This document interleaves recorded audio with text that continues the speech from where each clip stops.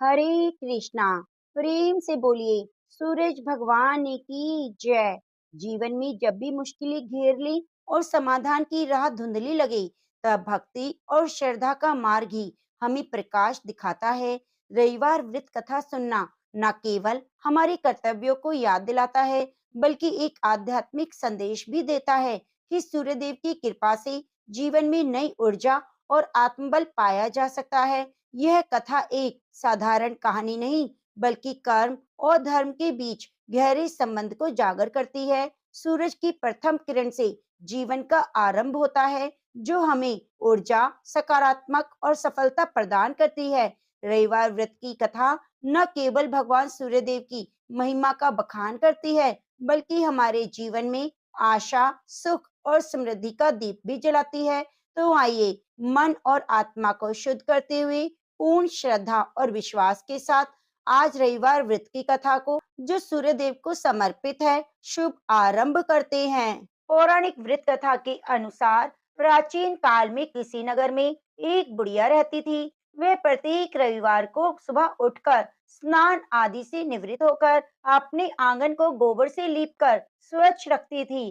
फिर सूर्यदेव की पूजा करके भोजन तैयार कर भगवान को भोग लगाकर ही स्वयं भोजन किया करती थी। भगवान सूर्यदेव की कृपा से उसे किसी भी प्रकार का कोई कष्ट या चिंता नहीं थी। धीरे धीरे उसका घर धन धान्य से भर गया। उस बुढ़िया को सुखी होते देखकर उसकी एक पड़ोसन बुरी तरह जलने लगी। बुढ़िया ने तो गाय पाल नहीं रखी थी, इसलिए रविवार के दिन घर लीपने के लिए वे अपने पड़ोसन के आंगन में बंधी हुई गाय का गोबर लाया करती थी। पड़ोसन ने कुछ सोचकर एक दिन अपनी गाय को घर के अंदर बांध दिया। अगले दिन रविवार था और गोबर नहीं पाने के कारण उस दिन बुढ़िया ने सूरज भगवान को भोग नहीं लगाया। जब भोग नहीं लगाया, तो उस दिन उसने स्वयं भी भोजन नहीं किया। इस प्रकार सूर्य अस्त होने पर वह बुढ़िया भूखी प्यासी ही सो गई। उसने इस तरह से निराहार व्रत रख लिया। रात में सूर्य भगवान ने उसे स्वप्न में दर्शन दिए और व्रत न करने, उन्हें भोग न लगाने का कारण पूछा।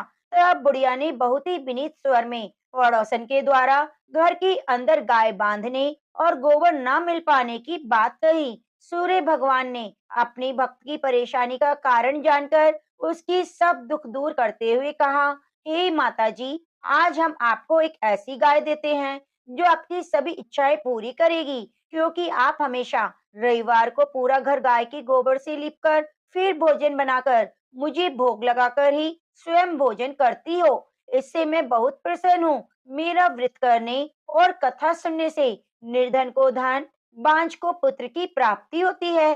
स्वप्न में बुढ़िया को ऐसा वरदान देकर भगवान सूर्य अंतर्ध्यान हो गए। प्रातःकाल सूर्यदेव से पहले उस बुढ़िया की आंख खुली, तो वे अपने घर के आंगन में सुंदर गाय और उसके बछड़े को देखकर हैरान हो गई। गाय को आंगन में बांधकर उसने जल्दी से चारा खिला दिया। पड़ोसन ने उस बुढ़िया की आंगन में बंधी सुंदर गाय और बछड़े को देखा, तो वह और ज्यादा जलने लगी। तभी गाय ने सोने का गोबर कर दिया। गोबर को देखते ही पड़ोसन की आंखें तो खुली की खुली रह गई। पड़ोसन ने उस बुढ़िया को आसपास ना पाकर तुरंत सोने के गोबर को उठा लिया और अपने घर ले आई। अपनी गाय का साधारण गोबर वहां रख दिया। सोने के गोबर से पड़ोसन कुछ ही दिनों में धनवान हो गई। वह चुपके चुपके बुढ़िया के घर से गोबर ले आया करती थी और अपनी गाय का साधारण गोबर उसकी जगह पर रख दिया करती थी। बुढ़िया को इस बात की कोई खबर नहीं थी। गाय प्रतिदिन सूर्य उदय से पहले सोने का गोबर किया करती थी और बुढ़िया के उठने से पहले ही वे चालाक पड़ोसन उस गोबर को उठाकर ले जाती। बहुत दिनों तक तो बुढ़िया को सोने के गोबर के बारे में कुछ पता नहीं चला। बुढ़िया पहले की तरह ही व्रत करती रही, कथा सुनती रही, लेकिन सूर्य भगवान ने जब पड़ोसन की इस चालाकी को देखा, तब एक दिन उन्होंने बड़ी तेज की आंधी चलाई। आंधी का प्रकोप देखकर बुढ़िया ने गाय को घर के भीतर बांध दिया। सुबह उठकर बुढ़िया ने सोने का गोबर पड़ा देखा, तो उसे बहुत आश्चर्य हुआ। उस दिन के बाद बुढ़िया अपनी गाय को घर के भीतर ही बांधने लगी। सोने के गोबर से वह बुढ़िया कुछ ही दिनों में बहुत धनवान हो गई। उस बुढ़िया के धनवान होने से वह पड़ोसन तो बुरी तरह जलकर राख हो गई। जब उसे सोने के गोबर पाने का कोई रास्ता नहीं सूझा, तब वे राजा के दरबार में पहुंची।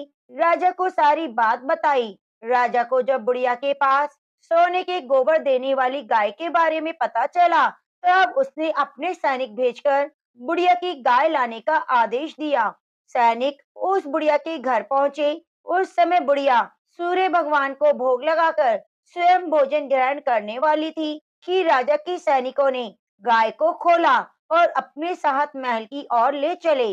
बुढ़िया ने सैनिकों से गाय को न ले जाने की बहुत प्रार्थना की, बहुत रोई, चिल्लाई, लेकिन राजा के सैनिक नहीं माने। गाय के चले जाने से बुढ़िया को बहुत दुख हुआ। उस दिन दुख के कारण उसने कुछ नहीं खाया और सारी रात सूर्य भगवान से गाय को दोबारा प्राप्त करने की प्रार्थना करने लगी। दूसरी ओर राजा को गाय को देखकर बहुत खुशी हुई, लेकिन अगले दिन जैसे ही सुबह राजा उठा, सारा महल गोबर से भरा हुआ देखकर घबरा गया। उसी रात सूर्य भगवान उसकी सपने में आए और बोले, राजन, यह गाय उस बुढ़िया को लौटा देना, इसी में तुम्हारा भला है। रविवार के व्रत से प्रसन्न होकर मैंने उसे यह गाय भेंट रूप में दी है। सुबह होते ही राजा ने उस बुढ़िया को महल में बुलाकर बहुत सा धन देकर सम्मान सहित गाय को लौटा दिया और अपनी गलती के लिए क्षमा मांगी। इसके बाद राजा ने पड़ोसन को दंड दिया। इतना करने के बाद राजा के महल से गंदगी दूर हो गई। उसी दिन राजा ने घोषणा करवाई कि सभी स्त्री पुरुष रविवार का व्रत करें। रविवार का व्रत करने से सभी लोगों के घर धन धान्य से भर गए। चारों ओर खुशहाली छा गई। जिन्हें शारीरिक कष्ट था, उनके सभी शारीरिक कष्ट भी दूर हो गए।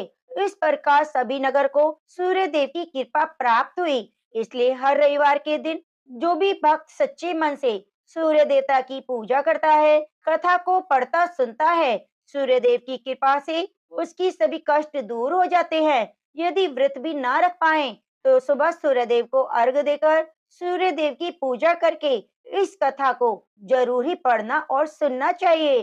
तो प्रेम से बोलिए सूर्य नारायण भगवान की जय। प्रिय भक्तों, अगर आपको कथा अच्छी लगी है तो चैनल को सब्सक्राइब करके बगल में बनी घंटी को दबा लीजिए। अब आइए सुनते हैं सूर्य देव की दूसरी कथा, जिसने सुनने मात्र से घर सुख समृद्धि से भर जाता है और सभी मनोकामनाओं की पूर्ति होती है। देवलोक के शिल्पकार विश्वकर्मा की एक पुत्री थी, जिसका नाम था संज्ञा। वह दिन भर तपती धूप में खेला करती थी। सूर्य की तेज किरणों का जैसे उस पर कोई असर ही नहीं होता था। संज्ञा जब बड़ी हुई, तो एक दिन विश्वकर्मा और उनकी पत्नी ने संज्ञा को बड़े मुग्ध भाव से सूर्य को निहारते हुए देखा। यह देख विश्वकर्मा बोले, ऐसा लगता है हमारी बेटी सूर्य पर मोहित हो गई है। देख रही हो कितनी मुग्ध भाव से सूर्य की ओर देखी जा रही है। मुझे भी ऐसा ही लगता है स्वामी, विश्वकर्मा की पत्नी ने कहा। सूर्य के सौंदर्य के प्रति संज्ञा का आकर्षण उनकी आयु के साथ बढ़ता ही गया। एक दिन विश्वकर्मा ने संज्ञा को अपने साथ हाथी पर बिठाकर सैर के लिए निकले।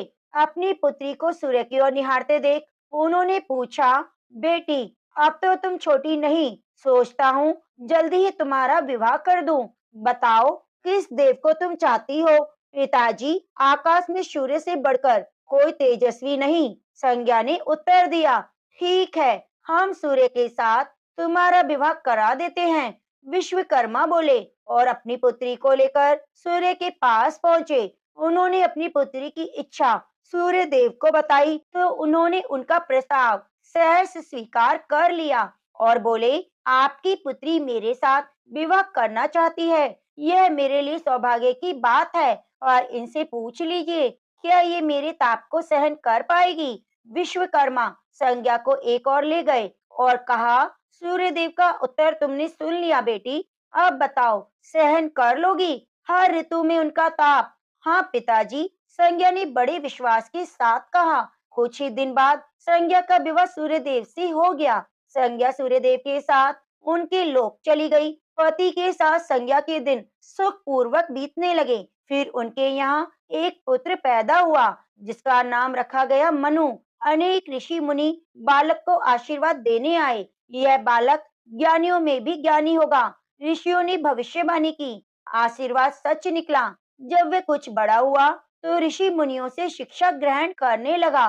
सूर्यदेव और संज्ञा को अपने बेटे पर गर्व था, बहुत ही प्रेम से अपने बेटे का लालन पालन करते थे। अचानक एक बार ग्रीष्म ऋतु में सूर्य की किरणें बहुत ही प्रखर हो गई। उनका तेज अपनी चरम सीमा पर जा पहुंचा। संज्ञा की चमड़ी झुलसने लगी। सूर्यदेव ने उन्हें अपने पास बुलाया तो वे अपनी आंखों पर हाथ रखकर उनके पास पहुंची। सूर्यदेव बोले, संज्ञा, मेरी ओर देखो, तुमने अपनी आंखें क्यों ढक ली है? नेत्र खोलो, मेरी ओर देखो, मैं तुम्हारा पति हूँ। स्वामी, आपके ताप से तो मेरी आंखें खुल नहीं पा रही। संज्ञा ने कहा, इसका अर्थ तो यह हुआ कि तुम मुझे अपने से दूर कर रही हो। विवाह के पूर्व मैंने तुमसे पूछा था कि क्या मेरा ताप सहन कर पाओगी। तुम्हारी सम्मति पाकर ही मैंने तुम्हारे साथ विवाह करना स्वीकार किया, लेकिन अब तुम अपने वचन से मुकर रही हो। सूर्यदेव ने क्रोधित होते हुए कहा, स्वामी, इसमें मेरा दोष नहीं। संज्ञा बोली, आपका ताप इतना प्रखर है। सूर्यदेव और भी कुपित हो उठे और बोले, सुनो संज्ञा, प्राणवान वस्तुओं को जीवित रखने वाला मैं ही हूँ, परंतु तुमने मेरी ओर से आंखें बंद कर ली हैं। अतः तुम्हारे गर्भ से जो बालक उत्पन्न होगा वह यम होगा। यम अर्थात मृत्यु का देवता। संज्ञा वहां से भाग जाना चाहती थी, लेकिन बच्चों का मोह उन्हें विवश किए हुए था। संज्ञा की एक सखी थी, उसका नाम था छाया, जो हूबहू संज्ञा की ही प्रतिलिपि थी। संज्ञा ने इस विषय में छाया से मदद लेने का निश्चय किया। संज्ञा ने छाया को बुलाया और अपनी समस्या बताई। संज्ञा की बातें सुनकर छाया बोली, मुझे क्या करना होगा? संज्ञा ने कहा, तुम संज्ञा बनकर मेरे पति के पास जाओ, उनकी पत्नी और मेरे बच्चों की माँ बनकर रहो। छाया ने कहा, उन्होंने मुझसे पूछताछ की तो मैं क्या कहूंगी? संज्ञा ने कहा, कह देना मैं संज्ञा हूँ, परंतु भेद मत खोलना। छाया ने कहा, यह सब मैं करूंगी, लेकिन मेरी एक शर्त है। हे देव, कभी भी मुझ पर बिगड़े, ये शाप देने लगे तो मैं सारा भेद खोल दूंगी। संज्ञा ने कहा, ठीक है छाया, अब जाओ, मेरे बच्चों को संभालो। तुमने मुझे बहुत ही कठिन काम सौंपा है। संज्ञा फिर भी एक भरसक प्रयत्न करूंगी, छाया बोली और वहां से चली गई। उसके जाने के बाद संज्ञा सोचने लगी, मैं मायके चली जाती हूँ, माँ और पिताजी मुझे देखकर प्रसन्न होंगे, मैं कुछ दिन वहां रहूंगी, परंतु पिताजी कहेंगे स्त्री की शोभा पति के घर में है। ऐसे विचारों में उलझी संज्ञा मायके को चल पड़ी। रास्ते में उसके मस्तिष्क में उलझने टकराने लगी। वह सोचने लगी, पिताजी जब मुझे लौट जाने को कहेंगे तब मैं जंगल में चली जाऊंगी। कुछ समय बाद संज्ञा अपने मायके पहुंची। पिता ने उसका सत्कार किया और बोले, बेटी आओ, सब कुशल मंगल तो है ना? नहीं पिताजी, आपने ठीक ही कहा था। ग्रीष्म ऋतु में सूर्यदेव का ताप मैं सहन ना कर सकी।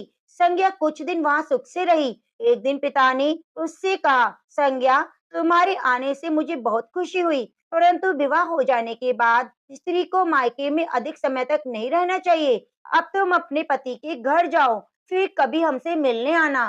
तुम मुझे बहुत प्यारी हो, किंतु पति का घर ही स्त्री का घर होता है। यही मैंने सोचा था। संज्ञा मन ही मन सोचने लगी और एक रात चुपचाप पिता का घर छोड़कर जंगल में चली गई। वह सोचने लगी, मैं सूर्यदेव के सामने नहीं जा सकती, इसलिए घोड़ी बन जाती हूँ। उस रूप में मुझे कोई पहचान नहीं पाएगा। घोड़ी का रूप धारण कर संज्ञा तपस्या करने लगी। सूर्य के ताप की शक्ति को कम करने के लिए उदय छाया ने सूर्य के यहाँ जाकर संज्ञा का स्थान ले लिया।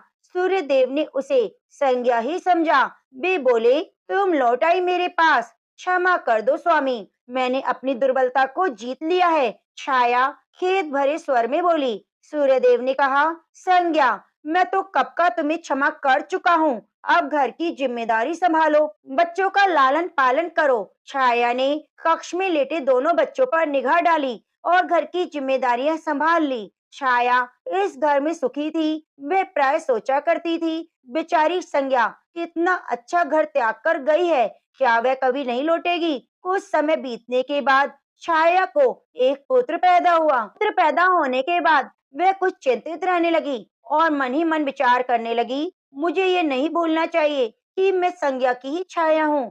छाया ने एक पुत्र और एक पुत्री को जन्म दिया। अब छाया का व्यवहार बदलने लगा। वह अपने बच्चों से तो प्यार करती थी, लेकिन संज्ञा के बच्चों को ताड़ने लगी, उनके साथ दुर्व्यवहार करने लगी। मनु ने तो विमाता के व्यवहार को नजरअंदाज कर दिया, लेकिन यम को छाया का व्यवहार खटकता रहा। माता छाया का यमुना बहन के साथ ऐसा व्यवहार करना उचित नहीं है। वे अपने बच्चों के साथ तो कितना अच्छा व्यवहार करती है, परंतु हम भाई बहन से नफरत करती है।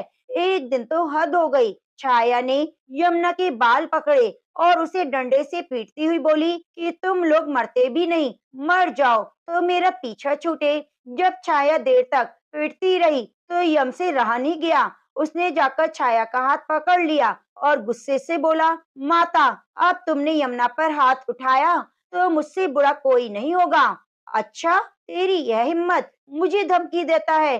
ठहर, आज मैं तेरे पिता से इसकी शिकायत करूंगी। छाया क्रोध से सिहर उठी। छाया ने तो इस डर से सूर्यदेव से शिकायत नहीं की कि कहीं उनका भेद उजागर ना हो जाए, लेकिन यम और यमुना ने तंग आकर अपने पिता से शिकायत कर दी। पिताजी, ये स्त्री हमारी माँ नहीं है। यम ने कहा, हाँ पिताजी, पुत्र माता से विमुख हो सकता है, परंतु माता की ममता कभी कम नहीं होती। यमुना भी बोल उठी, मैं देख लूंगा, तुम जाओ, डरो नहीं, सब ठीक हो जाएगा। ऐसा कहकर सूर्यदेव ने बच्चों को धैर्य बंधाया, लेकिन बच्चों के जाते ही सोच में पड़ गए। बच्चे ठीक कहते हैं, यह कोई अवश्य मायाविनी है। सूर्यदेव गुस्से में भरकर छाया के पास पहुंचे, उसके केश पकड़कर झकझोरते हुए बोले, सच बताओ, तुम कौन हो, अन्यथा मैं कठोर दंड दूंगा। ठहरिए स्वामी, छाया बोली, मैं संज्ञा की छाया हूँ। वह आपकी देखभाल का कार्य मुझे सौंपे बिना नहीं जाना चाहती थी, इसलिए उसने मुझे आपके पास भेज दिया। वह कहाँ है? सूर्यदेव ने पूछा। छाया ने कहा, अपने पिता के यहाँ है। सूर्यदेव सीधा विश्वकर्मा के पास पहुंचे, उनसे पूछा, संज्ञा कहाँ है? वे तुम्हारे तेज से बचने के लिए आई थी। विश्वकर्मा ने बताया। अब कहाँ है? मैंने ध्यान करके पता किया कि उसने घोड़ी का रूप ले लिया है। वे जंगल में घूमती रहती है और तुम्हारे तेज को घटाने के लिए तपस्या कर रही है। विश्वकर्मा ने सूर्यदेव को बताया। तो आप मेरा तेज घटा दीजिए, फिर उसे खोजने के लिए चलते हैं। सूर्यदेव बोले। विश्वकर्मा ने सूर्यदेव के तेज का 8वां भाग छांट दिया, जिससे उनका तेज घट गया। फिर वे संज्ञा को खोजने के लिए निकले। उन्होंने राहगीरों से पूछताछ की कि तुमने इधर कोई घोड़ी देखी है? हाँ, एक विलक्षण घोड़ी को हमने नदी के पास विचरण करते देखा है। राहगीरों ने बताया। उसमें विलक्षण की क्या बात है? वह घोड़ी मानवी भाषा में बोलती है। देव, राहगीरों ने उत्तर दिया, तो वह अवश्य ही संज्ञा होगी। सूर्यदेव बोले। सूर्यदेव घोड़ी के निकट पहुंचे और कहा, संज्ञा, मैं सूर्य हूँ, तुम्हारा पति। अब तुम ये घोड़ी का रूप त्याग दो। जब तक मेरी मनोकामना पूरी नहीं होगी, मैं ये रूप नहीं त्यागूंगी स्वामी। संज्ञा ने उत्तर दिया।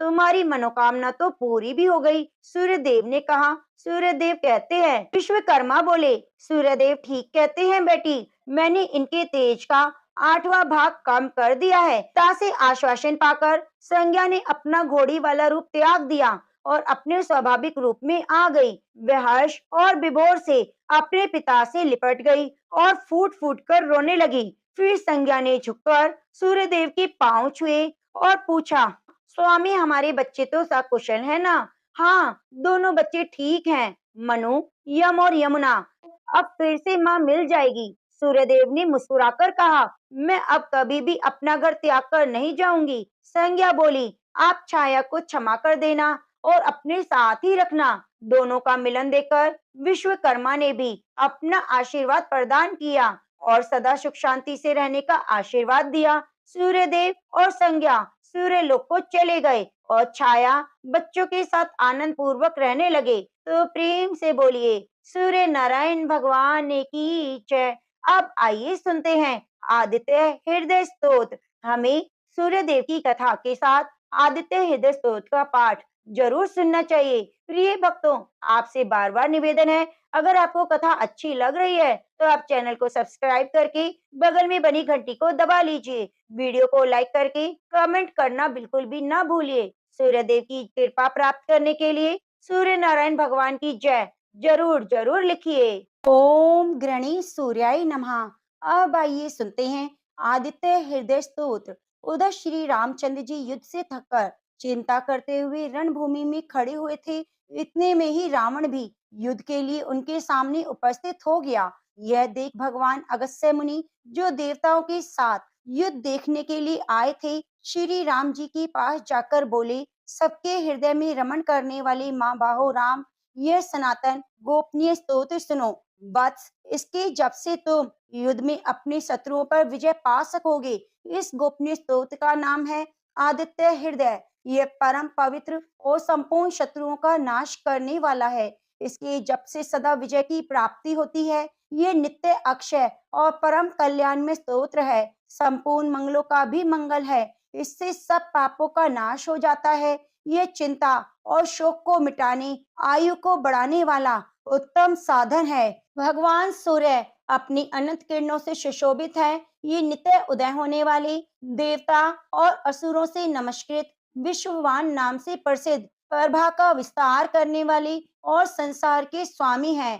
तुम इनका रश्मते नमः, समुद्यते नमः, देवासुर नमस्कृताय नमः, विश्वते नमः, भास्कराय नमः, भुवनेश्वराय नमः, इन नाम मंत्रों के द्वारा पूजन करो। संपूर्ण देवता इन्हीं के स्वरूप है। ये तेज की राशि और अपनी किरणों से जगत को सत्ता और स्फूर्ति प्रदान करने वाले हैं। ये ही अपनी रश्मियों का प्रसार करके देवता और असुरों सहित संपूर्ण लोकों को पालन करते हैं। यही ब्रह्मा विष्णु शिव स्कंद प्रजापति इंद्र कुबेर काल यम चंद्रमा वरुण पितर वसु साध्य अश्विन कुमार मरुदगण मनु वायु अग्नि प्रजा प्राण ऋतुओं को प्रकट करने वाले और प्रभा के पुंज हैं। इन्हीं के नाम आदित्य, अदिति पुत्र, सविता, जगत को उत्पन्न करने वाले, सूर्य सर्वव्यापक, खग आकाश में विचरने वाले, उषा पोषण करने वाले, गव्यमान प्रकाशमान, सुवर्ण सदृश, भानु प्रकाशक, हिरण्य रेता, ब्रह्मांड की उत्पत्ति के बीज, दिवाकर, रात्रि का अंधकार दूर करके दिन का प्रकाश फैलाने वाले, हरिदश्व दिशाओं में व्यापक और हरे रंग के घोड़े वाले, सहस्त्रार हजारों किरणों से सुशोभित, सप्तशती सात घोड़ों वाले, मरीचिमान किरणों से सुशोभित, तिमिरो मंथन अंधकार का नाश करने वाले, शंभु कल्याण की उद्गम स्थान, त्वष्टा भक्तों का दुख दूर करने वाले, जगत का संहार करने वाले, मार्तांडक ब्रह्मांड को जीवन प्रदान करने वाले, अंशुमान किरण धारण करने वाले, हिरण्यगर्भ ब्रह्मा शिशिर स्वभाव से ही सुख देने वाले, तपन गर्मी पैदा करने वाले, अहस्कर दिनकर रवि सबकी स्तुति के पात्र, अग्निगर्भ अग्नि को गर्भ में धारण करने वाले, अदिति पुत्र शंख आनंद स्वरूप एवं व्यापक, शिशिर नाशन शीत का नाश करने वाले, व्योमनाथ आकाश के स्वामी, तमोभेदी अंधकार को नष्ट करने वाले, ऋग यजु सामवेद की पारगामी, घन वृष्टि घनी वृष्टि के कारण, अपा मित्र जल को उत्पन्न करने वाले, विंध्य विधि पलगम आकाश में तीव्र वेग से चलने वाले, आतपी घाम उत्पन्न करने वाले, मंडली किरण समूह को धारण करने वाले, मृत्यु पिंगल भूरे रंग वाले, सर्वतापन सबको ताप देने वाले, कवि त्रिकालदर्शी विश्व सर्वस्वरूपी, महातेजस्वी रक्त लाल रंग वाले, सर्वोद्भव सबकी उत्पत्ति के कारण, नक्षत्र ग्रह तारों के स्वामी, विश्व भावन जगत की रक्षा करने वाले, तेजस्वियों में भी अति तेजस्वी, द्वादश आत्मा 12 स्वरूपों में अभिव्यक्त, इन सभी नामों से प्रसिद्ध सूर्यदेव आपको नमस्कार है।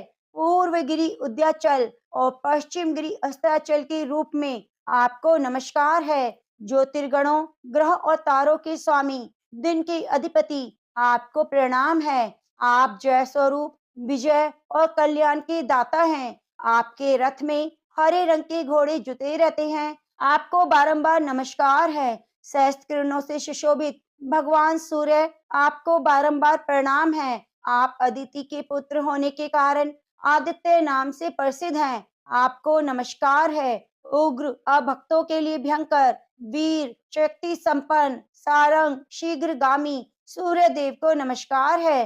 कमलों को विकसित करने वाली प्रचंड तेजधारी मार्तंड को प्रणाम है। आप ब्रह्मा, शिव और विष्णु के भी स्वामी हैं। सूर्य आपकी संज्ञा है। ये सूर्यमंडल आपका ही तेज है। आप प्रकाश से परिपूर्ण हैं। सबको सुहा कर देने वाला अग्नि आप ही का स्वरूप है। आप रुद्र रूप धारण करने वाले हैं। आपको नमस्कार है। आप अज्ञान और अंधकार के नाशक, जड़ता और शीत के निवारक, शत्रु का नाश करने वाले हैं। आपका स्वरूप अप्रमेय है। आप कृतघ्नों का नाश करने वाले, संपूर्ण ज्योतियों के स्वामी और देव स्वरूप हैं। आपको नमस्कार है। आपकी प्रभा तपाए हुए सुवर्ण के समान है।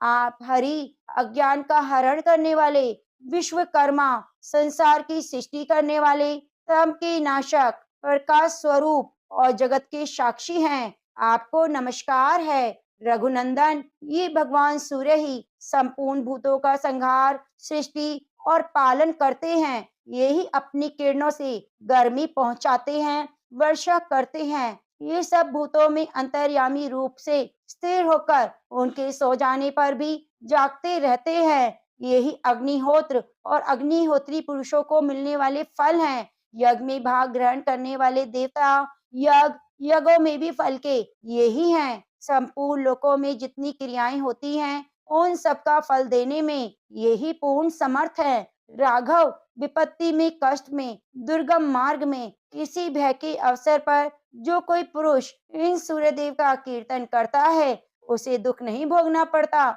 इसलिए तुम एकाग्रचित्त होकर इस देवादिदेव जगदीश्वर की पूजा करो। आदित्य हृदय स्तोत्र का 3 बार जप करने से कोई भी युद्ध में विजय प्राप्त कर सकता है। माँ बाहो, तुम इसी क्षण रावण का वध कर सकोगे। यह कहकर अगस्त्य जी जैसे आए थे उसी प्रकार चले गए। उनका उपदेश सुनकर महातेजस्वी श्री राम जी का शोक दूर हुआ। उन्होंने प्रसन्न होकर शुद्ध चित्त से आदित्य हृदय को धारण किया और 3 बार आचमन करके शुद्ध हो भगवान सूर्य की ओर देखते हुए 3 बार जप किया। इससे उन्हें बड़ा हर्ष हुआ। फिर परम पराक्रमी रघुनाथ जी ने धनुष उठाकर रावण की ओर देखा। उत्साह पूर्वक विजय पाने के लिए वे आगे बढ़े। उन्होंने पूरा प्रयत्न करके रावण के वध का निश्चय किया। इस समय देवताओं के मध्य में खड़े हुए भगवान सूर्य ने प्रसन्न होकर श्री राम जी की ओर देखा। निशाच राज रावण के विनाश का समय निकट जानकर हर्ष पूर्वक कहा, रघुनंदन, आप जल्दी करो।